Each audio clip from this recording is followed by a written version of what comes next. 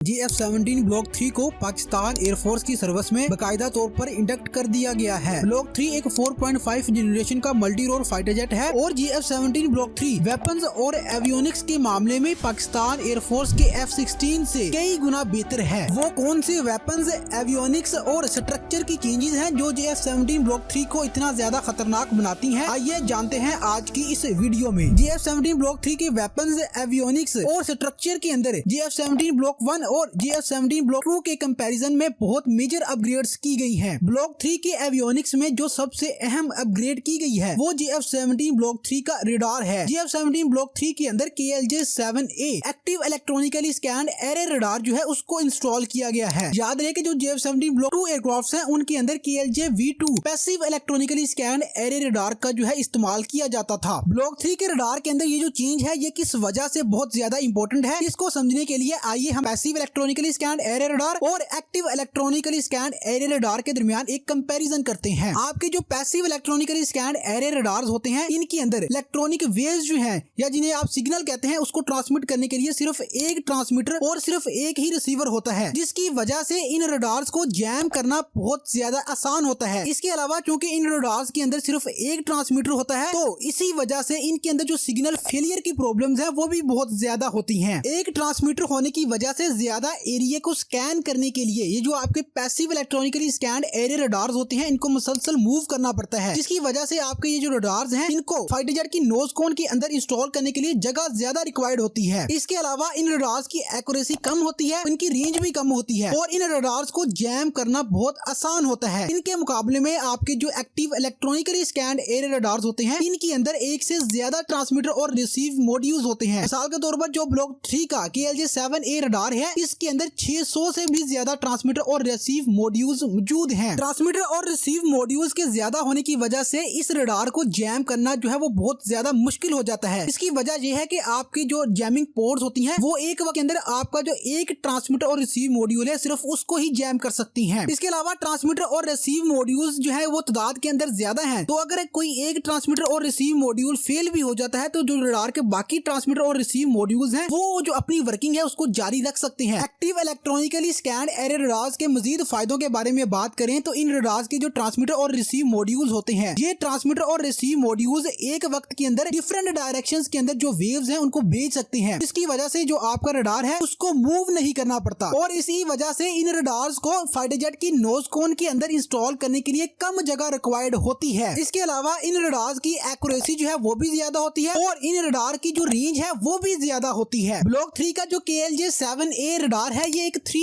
Array radars है। इस radar की दोनों साइड्स के ऊपर भी जो ट्रांसमीटर और रिसीव मॉड्यूल्स हैं उनको इंस्टॉल किया गया है, जिसकी वजह से ये जो रडार है ये एक वक्त के अंदर ज्यादा जो बड़ा एरिया है उसको स्कैन कर सकता है, वहाँ पे जो सर्चिंग है उसको परफॉर्म कर सकता है। रडार के बाद GF-17 ब्लॉक 3 के अंदर दूसरी मेजर अपग्रेड्स इसके वेपन्स के अंदर की गई है। GF-17 block 3 PL-10 short range air to air missile और PL-15 लॉन्ग रेंज का जो एयर टू एयर मिसाइल है इनको कैरी करता है। PL-10 एक infrared homing air to air missile है और इस मिसाइल की मैक्सिमम रेंज 20 किलोमीटर है। PL-10 look and shoot capability का हामिल एक मिसाइल है। लुक एंड शूट कैपेबिलिटी में जो आपका फाइटर जेट है इसको टारगेट की तरफ टर्न करने की जरूरत नहीं होती। आपके फाइटर जेट का पायलट अपने हेलमेट माउंटेन डिस्प्ले की मदद से जो टारगेट है उसको लॉन्च करके उसके ऊपर जो मिसाइल है उसको फायर कर सकता है। PL-15 एक active radar guided long range air to air missile है। PL-15 का जो वर्जन पाकिस्तान एयरफोर्स ने अपनी सर्विस में इंडक्ट किया है इसकी मैक्सिमम रेंज 150 किलोमीटर है। याद रहे कि PL-15 मिसाइल पाकिस्तान एयरफोर्स को फर्स्ट शूट कैपेबिलिटी जो है वो प्रोवाइड करवाता है और PL-15 की रेंज इंडियन एयरफोर्स ने जो मीटियोर मिसाइल अपनी सर्विस में इंडक्ट किया है उससे ज्यादा है। यही वजह है कि PL-15 मिसाइल की पाकिस्तान एयरफोर्स की सर्विस में इंडक्शन के बाद पाकिस्तान एयरफोर्स बार बार ये क्लेम करती है कि पाकिस्तान एयरफोर्स ने इंडियन एयरफोर्स के खिलाफ फर्स्ट शूट जो कैपेबिलिटी है उसको हासिल कर लिया है। इन वेपन्स और सेंसर्स के बाद ब्लॉक 3 के अंदर जो अगली मेजर अपग्रेड है वो ब्लॉक 3 की पेलोड कैपेसिटी के अंदर की गई है। ब्लॉक 3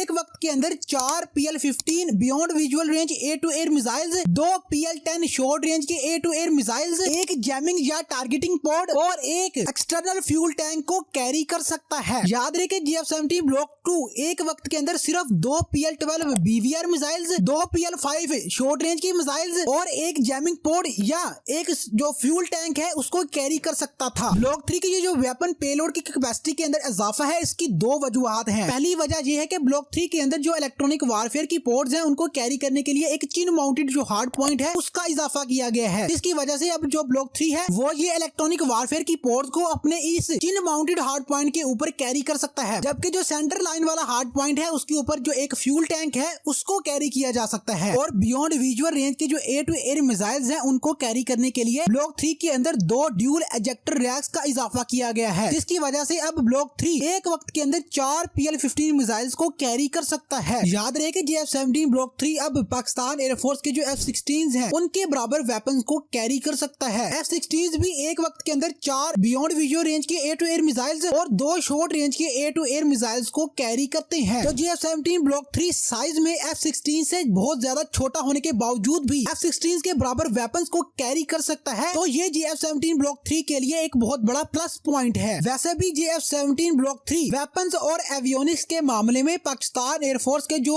F-16 ब्लॉक 52 के फाइटर जेट्स हैं अब उनसे कई गुना बेहतर हो चुका है। अगली मेजर अपग्रेड JF-17 ब्लॉक 3 के मिसाइल अप्रोच वार्निंग सिस्टम्स और कॉकपिट के अंदर की गई है। ब्लॉक 3 के अंदर J-20 और J-10 के अंदर इस्तेमाल किए जाने वाले जो मिसाइल अप्रोच वार्निंग सिस्टम्स हैं इनको इंस्टॉल किया गया है। ये missile approach warning systems block 3 के एयर इनटेक के पास और वर्टिकल टेल के ऊपर इंस्टॉल किए गए हैं। इन मिसाइल अप्रोच वार्निंग सिस्टम्स के बारे में मुख्तलिफ सोर्सेज ये दावा करते हैं कि इनके अंदर एक से ज्यादा IR सेंसर और अल्ट्रा वायलेट सेंसर को ऐड किया गया है। JF-17 ब्लॉक 3 के कॉकपिट में J-20 के स्टाइल की एक जो स्मार्ट हेड अप डिस्प्ले है उसको ऐड किया गया है और इस स्मार्ट हेड के नीचे की जानिब एक नई MFT जो है उसको भी ऐड किया गया है ब्लॉक 3 के कॉकपिट में। इसके अलावा जिस तरह का जो एक हेलमेट J-20 के फाइटर पायलट्स इस्तेमाल करते हैं बिल्कुल उसी तरह का जो एक हेलमेट है वो ब्लॉक 3 के पायलट्स के लिए भी इस्तेमाल किया जा रहा है। J-20 से मिलते जुलते ये जो तमाम सेंसर्स हैं इन सेंसर की वजह से ही बार बार ये कहा जाता है कि JF-17 ब्लॉक 3 के अंदर J-20 का जो DNA है वो मौजूद है। ब्लॉक 3 के स्ट्रक्चर में की जाने वाली अपग्रेड्स के बारे में बात करें तो ब्लॉक 3 के अंदर जो इंटरनल फ्यूल कैपेसिटी है उसको इंक्रीज किया गया है और ब्लॉक 3 के अंदर जो कंपोजिट मटेरियल्स हैं उनका इजाफा किया गया है, जिसकी वजह से इसका जो